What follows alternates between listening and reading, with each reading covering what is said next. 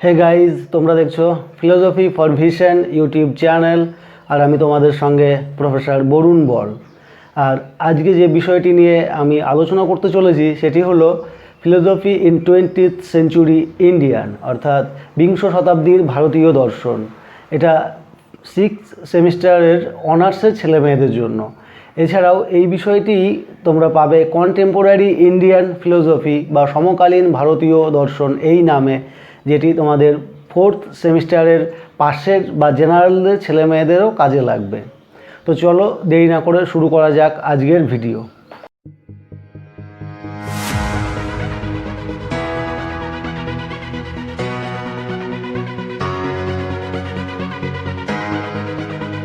তো প্রথমেই যে প্রশ্নটি নিয়ে আলোচনা করতে চলেছি সেটি হলো যে বিবেকানন্দের মতে ব্যবহারিক বেদান্ত বা প্রায়োগিক বেদান্ত কী। এ প্রশ্নটাই দিতে পারে অন্যভাবে, দিতে পারে বিবেকানন্দ বেদান্তকে কী অর্থে কার্যকর বা প্র্যাকটিক্যাল বলেছেন।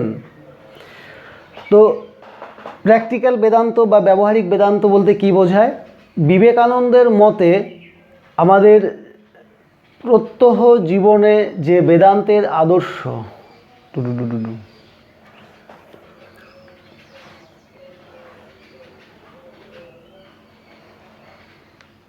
তো প্রথমেই যে প্রশ্নটি নিয়ে আলোচনা করতে চলেছি সেটি হলো বিবেকানন্দের মতে ব্যবহারিক বেদান্ত বা প্রায়োগিক বেদান্ত কাকে বলে, প্র্যাকটিক্যাল বেদান্ত কী। এই প্রশ্নটি দিতে পারে অন্যভাবে, দিতে পারে বিবেকানন্দ কী অর্থে বেদান্তকে কার্যকর বা প্র্যাকটিক্যাল বলেছেন। উত্তরে বলা যায় যে বিবেকানন্দের মতে বেদান্তর আদর্শ আমাদের ব্যবহারিক জীবনে কার্যকর, তা কেবলমাত্র আদর্শ মাত্র নয়।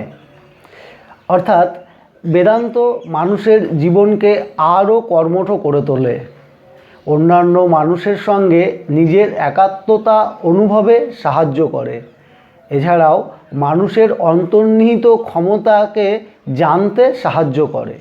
এই হলো ব্যবহারিক বেদান্তের আদর্শ, যা কিনা বিবেকানন্দ প্রচার করেছেন।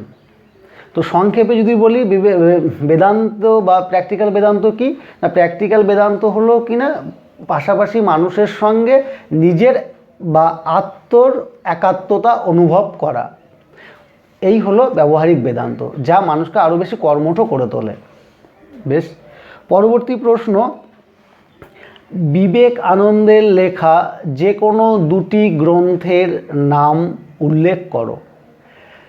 তো বিবেকানন্দ বেশ কতগুলি গ্রন্থ রচনা করেছেন যা খুবই গুরুত্বপূর্ণ। এর মধ্যে কয়েকটি গ্রন্থের নাম উল্লেখ করা হলো, যে কোনো দুটি গ্রন্থ নিজেদের মধ্যে লিখে নিও বা তোমরা পড়ে নিও। কি না, রাজযোগ, জ্ঞানযোগ, ভক্তিযোগ, কর্মযোগ, এছাড়া আছে প্রাচ্য ও পাশ্চাত্য, এছাড়াও আছে মাই টিচার, এছাড়াও আছে the meditation and it's methods ইত্যাদি। এর মধ্যে থেকে যে কোনো দুটি তোমাদের মনে থাকবে এমন গ্রন্থের নাম মনে রাখতে হবে। বেশ, পরবর্তী প্রশ্ন হলো রবীন্দ্রনাথের মতে মানব আত্মার দ্বৈত ভাবটি কী। মানবাত্মার দ্বৈত ভাবটি কী, এটি গুরুত্বপূর্ণ প্রশ্ন। এই প্রশ্নটা আবার কখনো কখনো এভাবেও দেয় যে রবীন্দ্রনাথের মতে মানব প্রকৃতির দুটি দিক কী কী। তো রবীন্দ্রনাথ মানব প্রকৃতিকে বা মানুষকে দুটি ভাগে বিভক্ত করেছেন। একটি হলো মানুষের সসীম প্রকৃতি, যাকে তিনি বলেন ছোট আমি, আর যেটা হলো কিনা মানুষের দৈহিক দিক। অপর দিকটি হলো মানবাত্মার অসীম দিক, যেটা হলো ইনফাইনাইট ক্যারেক্টার অফ ম্যান। এই অসীম দিকটি হলো আধ্যাত্মিকতার দিক, এটাকে তিনি বলেন বড় আমি। বেশ, পরবর্তী প্রশ্ন হলো রবীন্দ্রনাথের লেখা যে কোনো দুটি গ্রন্থের উল্লেখ করো। দেখো, রবীন্দ্রনাথ কিন্তু অসংখ্য গল্প লিখেছেন, উপন্যাস লিখেছেন ইত্যাদি, প্রচুর বই তার আছে। তো ওই সমস্ত বইয়ের নাম অর্থাৎ চোখের বালি বা গল্পগুচ্ছ বা গীতাঞ্জলি, এই নামগুলো লিখলে টিচার কিন্তু নাম্বার নাও দিতে পারে। যেহেতু এটা দর্শনের বিষয়বস্তু, কাজেই রবীন্দ্রনাথের দর্শনের বিষয়বস্তু আছে এমন ধরনের বইগুলিকে বা বইগুলির নাম লিখতে হবে। তো সে সমস্ত বইয়ের মধ্যে উল্লেখযোগ্য হলো সাধনা, দ্য রিলিজিয়ন অফ ম্যান, মানুষের ধর্ম, পার্সোনালিটি, ক্রিয়েটিভ ইউনিটি। এর মধ্যে থেকে যে কোনো দুটি গ্রন্থের নাম মনে রাখলেই হবে। বেশ, পরবর্তী একটা খুব গুরুত্বপূর্ণ প্রশ্ন, যে রবীন্দ্রনাথ কেন নিবৃত্তি মার্গের বা সন্ন্যাসের সমর্থন করেন না? নিবৃত্তি মার্গ বা সন্ন্যাসের সমর্থন করেন না। এই প্রশ্নটি আবার এভাবেও দেয় যে বৈরাগ্য সাধনে মুক্তি সে আমার নয়, রবীন্দ্রনাথ কেন এ কথা বলেছেন? 2 নম্বর এই প্রশ্নটি দেয়। তো প্রথমে বুঝতে হবে নিবৃত্তি মার্গ কি। দেখো, মুক্তি লাভের বিভিন্ন দর্শনের বিভিন্ন উপায়ের কথা আছে, তার মধ্যে দুটি পথের কথা হলো, একটি হলো নিবৃত্তি মার্গ, অপরটি প্রবৃত্তি মার্গ। নিবৃত্তি মার্গ কাকে বলে? যেখানে কামনা বাসনা ভোগ সমস্ত কিছু থেকে নিজেকে সরিয়ে রাখতে হবে, কোনো প্রকার কর্মে প্রবৃত্ত হওয়া যাবে না, অর্থাৎ করা যাবে না। আর অপরদিকে প্রবৃত্তি মার্গটা কি? এর উল্টোটা, অর্থাৎ সমস্ত কিছুই ভোগ করতে করতে করতে করতে সে তার থেকে আসক্তি ত্যাগ করাই হলো প্রবৃত্তি মার্গের পথ। তো এটা তো বোঝা গেল, কিন্তু প্রশ্ন হচ্ছে রবীন্দ্রনাথ কেন নিবৃত্তি মার্গ বা বৈরাগ্যকে নিজের জীবনে বা তিনি সমর্থন করেননি কেন? এ প্রশ্নের উত্তরে কি বলা যায়, যে রবীন্দ্রনাথ মানব প্রকৃতির দুটি দিকের কথা বলেছেন, একটি হলো সসীম দিক, একটা হলো অসীম দিক। দুটি প্রকৃতিকেই তিনি সমান গুরুত্ব দিয়েছেন।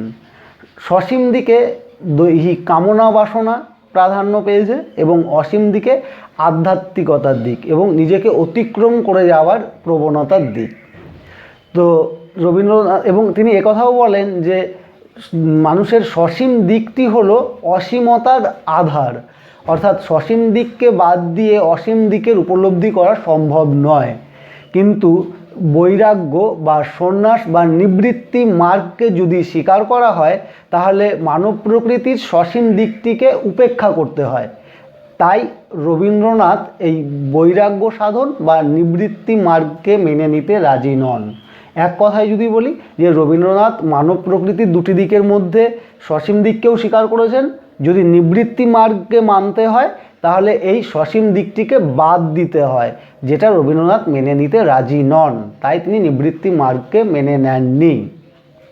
বেশ, পরবর্তী একটি প্রশ্ন অরবিন্দের থেকে, যে অরবিন্দের মতে সত্তা কি? তো অরবিন্দের মতে সত্তা হলো শুদ্ধ সৎ, চিৎশক্তি ও আনন্দ, এই হলো সত্তা। এ প্রসঙ্গে তিনি বলেছেন যে সৎ হলো নির্বিশেষ, অপরিবর্তনীয়, গতিশীল ও আধ্যাত্মিক সত্তা এবং সমস্ত সৃষ্টির মূল শক্তি হলো এই সৎ এবং এই সৎ আনন্দ স্বরূপ। এই হলো অরবিন্দের মতে সৎ। পরবর্তী প্রশ্ন হলো যে মানুষের চরম নিয়তি বলতে রাধাকৃষ্ণান কি বোঝেন? চরম নিয়তি বলতে রাধাকৃষ্ণান কি বোঝেন? তো এই প্রশ্নের উত্তরে বলা যায় রাধাকৃষ্ণানের মতে মানুষের জীবনের লক্ষ্য হলো মুক্তি বা মোক্ষ লাভ করা।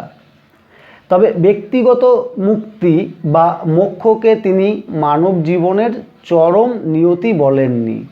ব্যক্তিগত মোক্ষ বলতে বোঝায় নিজে নিজেই মুক্তি লাভ করে গেলাম, এটাই যথেষ্ট নয়। তিনি কি বলেছেন যে সর্বমুক্তি বা মোক্ষ হলো মানুষের চরম নিয়তি, মানুষের জীবনে চরম নিয়তি, মানে সবাই যদি মুক্তি লাভ করে এটাই হলো মানুষের জীবনে চরম নিয়তি। তো খুব সংক্ষেপে যদি আমরা বলি তাহলে কি বলবো, যে রাধাকৃষ্ণানের মতে মানুষের মুক্তি বা মোক্ষ লাভই হলো জীবনের লক্ষ্য, তবে ব্যক্তিগত মুক্তি নয়, সর্বমুক্তি হলো মানুষের জীবনের চরম নিয়তি। বেশ, পরবর্তী একটি প্রশ্ন নেওয়া হয়েছে গান্ধীজির থেকে, যে গান্ধীর মতে সর্বোচ্চ সৎ গুণটি কী? গান্ধীজির মতে সর্বোচ্চ সদ্গুণটি কী? গান্ধীজি বিভিন্ন সদ্গুণের কথা বলেছেন বিভিন্ন সময়ে। যাই হোক, এই বিভিন্ন সদ্গুণের মধ্যে সর্বোচ্চ সদ্গুণটি হলো অহিংসা। কেননা অহিংসা হলো সত্যের সাধন। এই অহিংসা হলো কি না প্রেম, যা সকলকে আপন করে নেয়। তাই তিনি অহিংসাকেই সর্বোচ্চ সদ্গুণ বলে স্বীকার করেছেন। বেশ, পরবর্তী একটি গুরুত্বপূর্ণ প্রশ্ন হলো যে ইকবালের মতে ঈশ্বর কি? ইকবালের কে অনুসরণ করে ঈশ্বরের দুটি গুণের উল্লেখ করো। তো ইকবালের মতে ঈশ্বর কি এভাবেও প্রশ্নটি দিতে পারে, বা ইকবালের মতে ঈশ্বরের যে কোনো দুটি গুণের উল্লেখ করো এভাবেও প্রশ্নটি দিতে পারে। তো ঈশ্বর কাকে বলে না, ইকবালের মতে সর্বোচ্চ বা সর্বোৎকৃষ্ট অহং হলেন ঈশ্বর। এই ঈশ্বর নানা গুণের অধিকারী। ইকবালের মতে ঈশ্বরের গুণগুলির মধ্যে অন্যতম হলো কি না সৃষ্টিশীল, জ্ঞান, চরম স্থায়িত্ব, ক্রিয়াশীলতা এবং পরিব্যাপ্ততা ইত্যাদি হলো এর উল্লেখযোগ্য গুণাবলী, সর্বশক্তিমত্তা ইত্যাদি। তো ইকবালের লেখা, পরবর্তী প্রশ্ন, ইকবালের লেখা দুটি গ্রন্থের নাম লেখো। ইকবাল যে সমস্ত গ্রন্থগুলি রচনা করেছেন তার মধ্যে প্রধান কয়েকটি গ্রন্থ হলো, যেমন দ্য সিক্রেটস অফ সোল, এটা একটি গ্রন্থ। এছাড়াও দ্য ডেভেলপমেন্ট অফ মেটাফিজিক্স, এটি একটি গ্রন্থ। এছাড়াও তার ইসলাম ধর্মের উপর একটি গুরুত্বপূর্ণ গ্রন্থ, যেটি হলো কিনা 6 lectures of the reconstruction of religious thought in Islam. আজকে এই 10টি প্রশ্ন নিয়ে আলোচনা করা হলো এবং এই 10টি প্রশ্ন আমার কাছে মনে হয়েছে খুবই গুরুত্বপূর্ণ। তো এবছরের পরীক্ষার জন্য তোমাদেরকে এই 10টি প্রশ্ন তো পড়তেই হবে, এছাড়াও আরও অন্যান্য কোশ্চেনের উত্তর তোমাদেরকে করতে হবে। তো যদি কোনো প্রশ্ন সম্পর্কে তোমাদের ডাউট থেকে থাকে বা অন্য কোনো বিষয়ে যদি আলোচনা তোমরা জানতে চাও, তাহলে অবশ্যই কমেন্ট সেকশনে লিখে পাঠাবে। আর ভিডিওটি ভালো লাগলে অবশ্যই শেয়ার করবে, কেননা অন্যান্য বন্ধুরাও এই ভিডিওটি দেখতে পাবে, কেননা এখন কলেজ বন্ধ, তোমরা সেটা জানো। তো thank you for watching this video.